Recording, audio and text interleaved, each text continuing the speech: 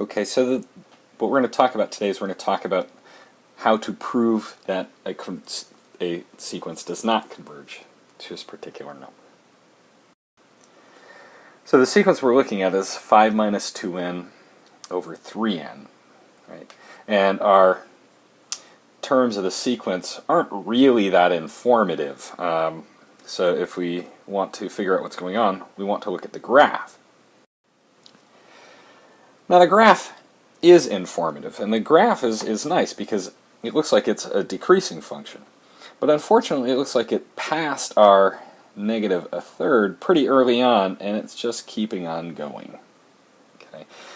In fact, if we were doing a convergence proof, we could prove that this thing converged to negative 2/3, which is not negative a third. Okay.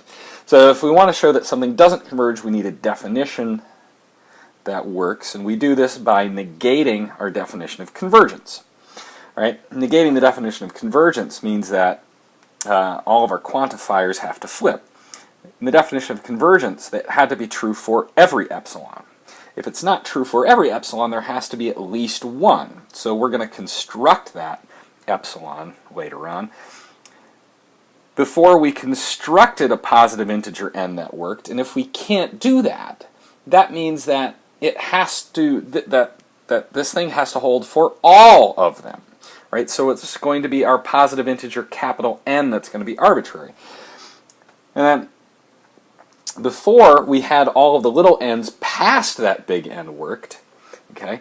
But now to show that it doesn't converge, we need to be able to construct a little n from any possible large n that ends up negating our condition that we had last time. Before we had to be within our epsilon band, now we need it to be outside of our epsilon band. Right now, if we look at our graph, and if we look at our point that we're trying to claim it doesn't converge to a third, right? The difference between negative a third and negative 2/3, well, there's a third difference in there. So any epsilon band smaller than a third should work, right? We can't choose a third, otherwise we end up collecting an infinite number of these guys anyway. So we need to choose something smaller than a third. I'm going to choose a quarter. You could choose a sixth, a tenth, a 1/1,000,000th. As long as it's smaller than a third, we'll be fine. Okay. So now if we look at this epsilon band, right? This epsilon band goes from negative 1/12 to negative 7/12.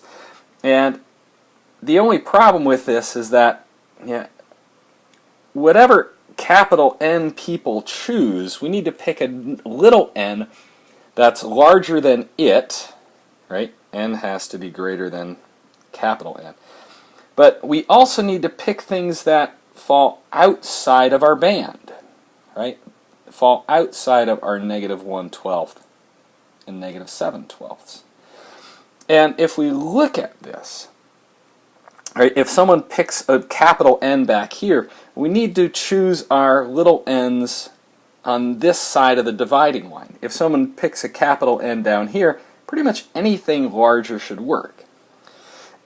If we look at which points work and don't work, right, if we follow through the algebra, right, we need this condition to hold. So simplifying things, we combine some terms, we pull out a third, and then we see that, well, absolute values are a bit of a pain to deal with. But if n gets greater than 5, 5 over n ends up being less than 1, so 5 minus 1 is less than 0. So the absolute value of 5 minus 1 being less than 0 means if we multiply through by negative 1, or alternatively flip the signs, right? Negative 1 becomes positive 1, 5/9 becomes negative 5 over n. Right? As long as we do that, we're in good shape. I also multiplied both sides by 3 to get rid of my fraction here. Okay. Now, again, we follow through the algebra.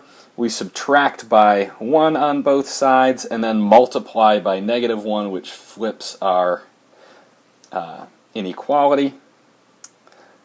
Then we do a cross multiplication and get that n has to be greater than or equal to 20. Okay, so now we need that our n has to be, little n has to be greater than the big N. N has to be greater than 5, and to satisfy our condition for this particular epsilon, we need n to be greater than 20. So we can do this by constructing n to be capital N plus 20. Capital N is a positive integer, so the smallest our little n can be in this case is 21, which satisfies our condition. If n is 21 or more, well, n is certainly greater than 5, and the way it's constructed, we've added a positive thing to n, so we meet all of our conditions. All right, now we've constructed things that have met our conditions, and now we need to show them they work for the definition of not converging. So, in our scratch work, we've figured out, we've chosen epsilon, right? And for any positive integer n, we've shown how to construct our little n's so that they meet our condition. Right, now let's go through it. Okay? The plan just goes through the definition and says, for each piece, we are going to do each piece, right? We're going to show that there exists, right? We're going to let people choose their own capital N. We're going to construct a little n larger than n, and we're going to show that it satisfies our condition. All right. Let epsilon be equal to a quarter, right? That shows the existence of epsilon. Let our capital N, integer n be arbitrary, right? People can choose anything they want.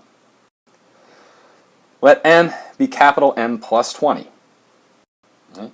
For such a little n is certainly greater than 20, which is greater than 5, which is a condition that we used in our previous work that allowed us to drop our absolute values. Okay. And now this goes through the algebra, right? We have our term, we have the thing that we're trying to look at the difference of.